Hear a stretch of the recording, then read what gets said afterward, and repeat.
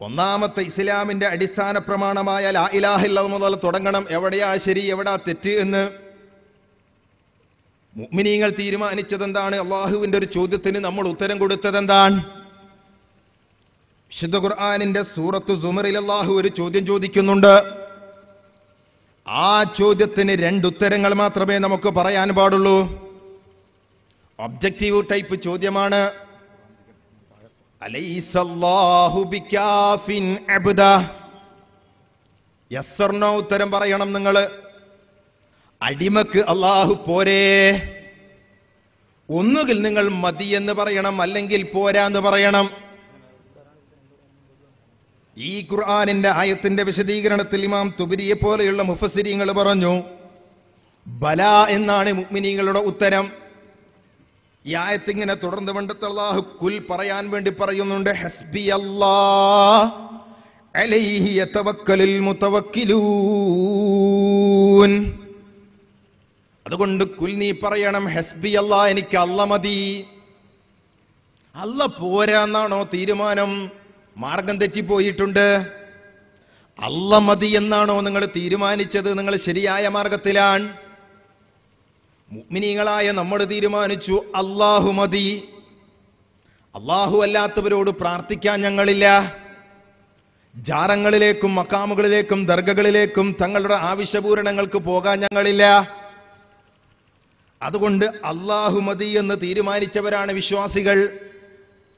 ആ വിശ്വാസികൾക്കെതിരെ പുത്തൻവാദവുമായി കടന്നു വന്നവരോ അല്ലാഹു പോരാ എന്ന തീരുമാനത്തിലായിരുന്നു. അല്ലാഹു പോരാ, പിന്നെയോ അല്ലാഹു അല്ലാത്തവരും വേണം. അതിനാദ്യം അവർ ചെയ്തതെന്താണെന്നറിയോ? നോക്കൂ നിങ്ങൾ, ഈ സമ്മേളനത്തിന് ഞാനും വന്നിരുന്നു. ഇവിടുത്തെ 3 ദിവസത്തെ മാമാങ്കത്തിൽ ഒരു ദിവസം ഞാനും ഉണ്ടായിരുന്നു. ഇവിടെ വടകരയിൽ ഖുത്ബ കഴിഞ്ഞ് കുറ്റ്യാടിയിൽ വന്നിറങ്ങിയതാണ്. പ്രിയമുള്ളവരെ, ബുക്ക് സ്റ്റാളിൽ കയറിയിട്ട് തൗഹീദ് പഠിക്കാൻ വേണ്ടി ഒരു പുസ്തകം വാങ്ങി. ഇവര് പഠിപ്പിക്കുന്ന തൗഹീദ് എന്ന് മനസ്സിലാക്കണല്ലോ. അല്ലാഹു മതി എന്ന് തീരുമാനിച്ച മുഅ്മിനീങ്ങളെ ഇവരെന്താ പഠിപ്പിക്കുന്നത്?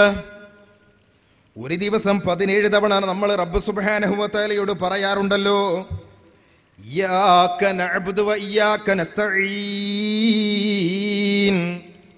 റബ്ബേ, നിന്നെ മാത്രം ഞങ്ങൾ ആരാധിക്കുന്നു, നിന്നോട് മാത്രം ഞങ്ങൾ സഹായം ചോദിക്കുന്നു, നിന്നോട് മാത്രം ഞങ്ങൾ പ്രാർത്ഥിക്കുന്നുവെന്ന്. ഇത് വിശ്വാസികൾ ഒരു ദിവസം 17 തവണ പ്രഖ്യാപിക്കുന്ന പ്രതിജ്ഞയാണ്. ഈ പ്രതിജ്ഞ, പ്രിയമുള്ളവരെ, വിശ്വാസികൾ നിരന്തരം റബ്ബിനോട് പറഞ്ഞുകൊണ്ടിരിക്കുന്നത് തൗഹീദിൽ നിന്ന് തെറ്റിപ്പോകാതിരിക്കാനാണ്. പക്ഷേ ഇവര് തൗഹീദ് പഠിപ്പിക്കുന്നത് എന്താണെന്നറിയോ? നോക്കൂ നിങ്ങൾ, തൗഹീദ് പഠിപ്പിക്കാൻ വേണ്ടി ഇവർ ഈ പുസ്തകശാലയിൽ വിറ്റ ഈ തൗഹീദ് എന്ന് പറയുന്ന സംശയങ്ങളും ദുരീകരണങ്ങളും എന്ന് പറയുന്ന പുസ്തകത്തിൽ ഇയ്യാക നഅ്ബുദു വ ഇയ്യാക നസ്തഈൻ എന്ന ആയത്തിനെതിരാണ് ഇസ്തിഗാസ എന്ന് പറയുന്നുണ്ടല്ലോ എന്നൊരു ചോദ്യമുണ്ട്. ആ ചോദ്യത്തിന്റെ മറുപടി ശ്രദ്ധിച്ചോളൂ. അത് വിഡ്ഢിത്തമാണ്. കാരണം ഒന്ന്, ഇയ്യാക നസ്തഈൻ എന്നാൽ നിന്നോട് മാത്രം ഞാൻ സഹായം ചോദിക്കുന്നുവെന്ന് മാത്രമേയുള്ളൂ. നിന്നോട് മാത്രം എന്നർത്ഥമില്ല. അള്ളാഹിനോട് മാത്രം എന്നതിനർത്ഥമില്ല.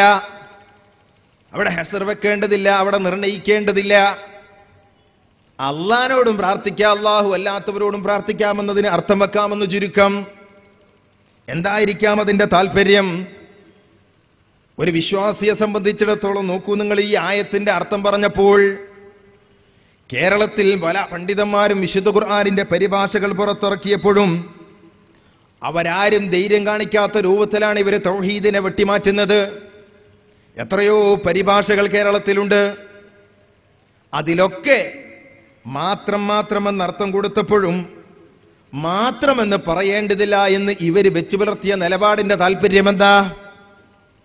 അള്ളാഹിനോട് മാത്രം പ്രാർത്ഥിച്ചാൽ പലതും വഴിമുട്ടും, അള്ളാഹു മതിയെന്ന് തീരുമാനിച്ചാൽ പലതും വഴിയടയും, പല ചൂഷണങ്ങളുടെ വാതിലും കൊട്ടിയടക്കപ്പെടും, പല വരുമാനങ്ങളും നിലക്കപ്പെടും.